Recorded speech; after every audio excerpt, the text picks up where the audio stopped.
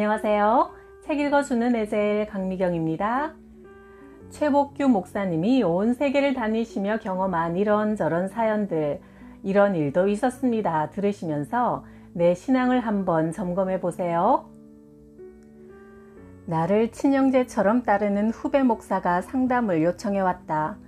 제가 아무리 기도하며 머리를 짜내도 속 시원히 풀리지 않는 문제가 있어서 목사님의 고견을 듣고 싶습니다. 이 문제로 1년 넘게 고민해 왔습니다. 그의 표정을 보니 몹시 심각하고 어려운 일 같았다. 하나님은 해결사 아니신가? 전지전능하신 하나님 아버지 앞에서 주저하지 말고 속 시원히 털어놔 보게. 1년 전쯤 한 젊은 아기 엄마가 우리 교회에 등록하고 출석하기 시작했어요. 젊은 주부가 신앙생활을 열심히 하니 교인들이 모두 이뻐하고 칭찬했지요. 그런데 언제부턴가 교인들이 수군거리더라고요. 저 애기 엄마 아무리 봐도 어째 꼭 목사님을 닮았어. 어쩌면 생긴 모습도 성품도 열심 내는 것까지 우리 목사님과 저렇게 똑 닮을 수가 있지. 그래서 그 여자에 대해 좀 더 자세히 알아봤더니 아빠를 모른 채 미혼모의 딸로 태어났고 엄마는 몇 년 후 다른 남자와 결혼하면서 그녀는 외할머니 손에서 자랐대요. 커가면서 아빠가 궁금해 할머니께 아빠는 어디 갔어요? 물으면 아빠는 외국에 나갔는데 곧 돌아올 거야 대답하곤 했답니다. 그 후 이 자매도 결혼하여 아이를 낳고 잘 살고 있고요. 그런데 그녀의 엄마가 우리 교회를 소개해 주면서 아주 신실한 목사님이니 너희 가정이 그 교회로 간다면 큰 힘이 될 거라 해서 등록하고 다닌답니다. 그런데 그 젊은 아기 엄마를 보니 제 젊은 대학생 시절의 일이 떠올랐어요. 하루는 친구들과 야외로 캠핑을 가서 늦은 저녁까지 즐거운 시간을 보내고 헤어졌습니다. 그런데 갑자기 비가 쏟아지기 시작해 저는 비 피할 곳을 찾아 한참을 헤매다가 작은 집 한 채를 발견하고 그 집으로 들어갔지요. 할머니 한 분이 계셨는데 기꺼이 빈 방을 내주면서 자고 가라고 했어요. 그런데 갑자기 웬 여대생이 비를 흠뻑 맞은 채 그 집에 또 들어오는 게 아니겠습니까? 할머니가 더 이상 방이 없다고 하자 나는 안타까운 마음에 나와 같은 입장이니 괜찮다면 이 방을 같이 쓰고 날이 새면 돌아가자고 했죠. 그래서 그녀와 함께 이런저런 이야기로 밤을 지내다가 그만 하룻밤 사랑을 나누고 헤어졌어요.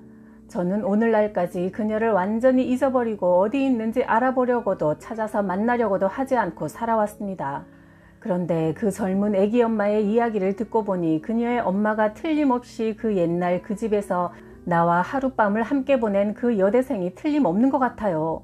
제 아이를 임신한 그 여대생은 출산 후 아이를 친정에 맡기고 그동안 먼 발치에서나마 나를 계속 바라보며 뒤를 밟아온 것 같아요. 최 목사님, 아시다시피 지금의 제 착한 아내는 사남매를 낳아 키우며 많은 고생을 하면서 우리 교회 사모로 헌신하고 있습니다. 그런데 저는 그 아기 엄마가 내 딸임을 확인하고는 그의 엄마를 한번 만나보고 싶은 마음이 자꾸 드니 어찌하면 좋겠습니까? 이 죄인이 죽일 놈이지요. 듣고 보니 나 역시 뭐라 딱 부러지게 답하기 어려운 참 곤란한 문제였다. 복잡 미묘한 우리 인생사에서 지난 과거, 숨긴 죄까지 다 아시는 하나님이 지난 실수를 회개하고 마땅한 책임을 지도록 연출하신 사건이 아닐까. 미국 지방도시 교회의 부흥회 강사로 초청받았다. 작은 예배당 안에 50여 명 성도들이 모였다. 예배 후 점심 식사 자리에서 담임 목사님으로부터 믿기 힘든 사연을 들었다. 이 교회를 담임했던 전임 목사님을 돈 좀 가진 장로가 위세를 떨며 사사건건 간섭하고 괴롭혔어요. 견디다 못한 목사는 내가 뭘 한들 너만큼 못 벌 줄 아냐? 그렇게 잘난 너는 신학교 가서 목사나 해먹고 너 같은 장로 만나서 된통 당해봐라 하고는 교회를 사임하고 교회 맞은편에 술집을 차렸습니다. 나는 그 말을 듣고 정신이 아득해졌다. 아, 가룟 유다 같은 목사가 오늘날에도 있구나. 아무리 목사라 해도 분노, 증오의 마음을 키우고 마귀에게 틈을 주면 사탄이 들어가 넘어지고 마는 것이다. 그 목사가 더 늦기 전에 어서 회개하고 돌아오기를 바랄 뿐이다. 미국에 부흥회를 인도하러 갔다가 어느 장로님을 만났다. 그는 국비 장학생으로 미국 유학을 와서 박사를 마치고 직장을 가졌으나 여러 가족을 부양하기는 힘들어 사업을 시작했다.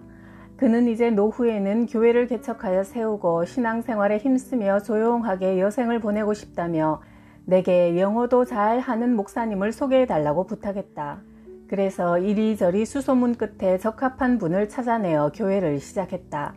장로님과 교포 가정들은 기뻐하며 사택과 분에 넘치는 승용차와 높은 사례비를 책정해 선불로 드렸고 영주권을 신청하여 1년도 안 되어 목사 가족 모두 영주권을 얻게 되었다. 그런데 그로부터 며칠이 안 되어 야밤에 목사 가족이 인사도 없이 사라지고 말았다. 그들이 남긴 것은 막대한 국제전화 통화료와 가게 외상값 등 빚뿐이었다. 나는 같은 목사로서 두려워졌다. 믿음과 인격보다 영어 잘하고 똑똑한 목사를 소개한 내 탓이었다. 나는 그 후로부터 오늘까지 목사 한 사람 잘못 추천한 죄 때문에 그 순수한 장로님을 볼 낯이 없어 그 지방에는 가지 못한다. 하나님, 저분들을 크게 위로하시고 참 목자를 만나 행복하게 하소서. 내가 아는 목사가 미국 교포교회 목회를 하고 싶어 했다. 마침 미국 소도시에 50여 가정이 교회를 세우고 싶어 한다는 소식을 듣고 그 목사와 연결해 주었다. 말 나온 지 한 달도 안 되어 속전속결로 서둘러 개척 예배 준비를 끝냈다. 교인들도 목사도 모두 만족하고 기뻐했다. 그런데 설립 예배 당일날 미국 통이라는 어느 목사가 나타나 인사하더니 새로 부임하는 목사에게 이런 말을 했다. 아니, 왜 이런 시골에서 귀양 생활을 하려고 합니까? 이곳에 있으면 사람 다 버립니다. 그리고 10년을 가도 영주권 못 답니다. 우리 교회로 갑시다.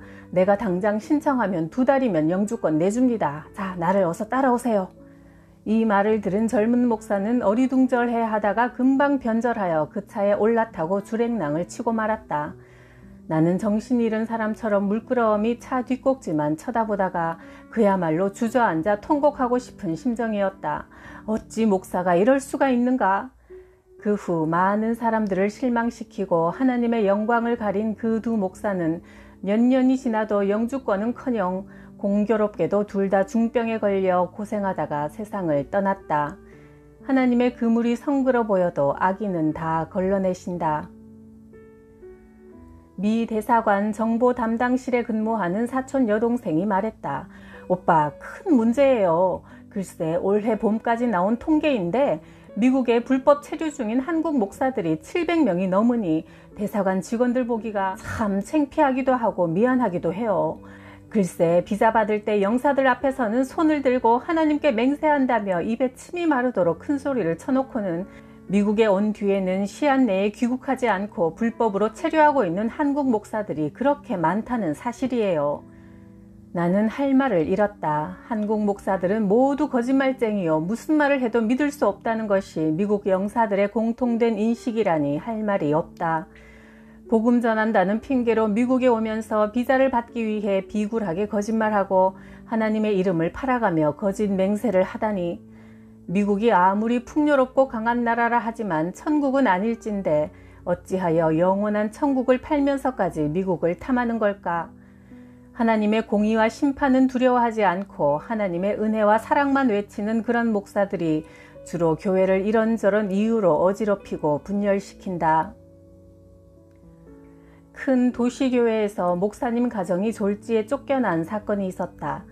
내가 부흥회를 인도한 교회라 그 잘못된 내막을 알고 성경으로 이해시키려 했으나 세속적인 생각으로 가득한 장로들의 생각은 바뀌지 않았다. 강사 숙소에 도착하자 담임 목사님이 말했다. 이렇게 와주셔서 참 고맙습니다. 저희 식구는 요즘 바늘방석에 앉아 있습니다. 조만간 교회를 사임해야 할 것 같습니다. 아니, 그게 무슨 말씀입니까? 제 아이들이 넷인데 아내가 또 임신을 했거든요. 아, 그러셨어요? 큰 복을 받으셨군요. 가정을 이루면 하나님의 첫 명령이 생육하고 번성하여 땅에 충만하라고 하신 말씀인데 그대로 순종하시니 큰 복을 받으셨네요. 그런데 셋째 아이를 가질 때부터 중직자들이 수군대기 시작하더라고요. 목사가 밥 먹고 기도는 안 하고 자식들만 만드냐면서 말들이 많더군요. 그런데 다섯째가 생겼으니 하지만 저는 낙태는 살인이라 생각하며 생명은 하나님의 소관이기에 열이라도 주시는 대로 순종할 생각입니다. 나는 참으로 오랜만에 성경을 그대로 믿고 따르는 진실한 젊은 목사를 만나서 기뻤다. 야곱이 10아들까지 낳고 너무 많다 하여 단산했다면 11번째 요셉이 태어나지 못했을 것이고 8번째 아들인 다윗이 태어나지 않았다면 예수님이 어찌 그 가문으로 오실 수 있었겠는가. 나는 도시 변두리에 내가 세운 개척교회를 그 진실한 젊은 목사에게 맡겼다. 목사님의 가정이 많은 자녀들로 부흥하듯 교회도 크게 부흥되리라 믿었다. 그 믿음대로 훗날 그 교회는 대형교회로 성장했고 세계 복음화의 큰 몫을 감당하고 있다. 인간의 생각은 하나님과는 원수가 된다. 남미 과테말라에 집회를 인도하러 갔다가 선교사에게 이런 이야기를 들었다. 제가 어렵게 돈을 모아 승용차를 마련해서 몰고 가는데 갑자기 낯선 차가 앞질러 와서 차를 세우게 하더니 남자 3명이 다가오더라고요. 키를 꽂아놓고 내리라 하더니 몸을 샅샅이 뒤져 다 빼앗고는 쏴 죽이고 가자고 했습니다. 그런데 한 강도가 빼앗은 내 지갑을 열고 돈을 찾다가 목사 증명서를 본 모양이에요. 이 사람 목사야. 어떻게 할까? 죽일까? 아, 이제 나는 오늘 천국 가는구나 하고 눈을 감는데 뜻밖에도 야, 목사면 살려주자. 괜히 목사 죽였다가 무슨 화를 당할지 모르니까 하는 게 아니겠어요? 그래서 저는 목사 된 덕분에 구사일생으로 살아났습니다. 나는 그 소리를 듣고 난 후 당장 장로회 교단 본부에 연락해서 빠른 시일 안에 한글과 영문으로 된 목사 증명서를 만들어 보내라고 요청했다. 그 후로 나는 그 신분증을 반드시 지참하고 선교지를 다닌다. 하나님의 그물은 성그러 보여도 아기는 반드시 걸러내신다는 사실을 명심하고 살아야겠습니다. 구독, 좋아요, 댓글로 따뜻하게 응원해 주셔서 감사해요.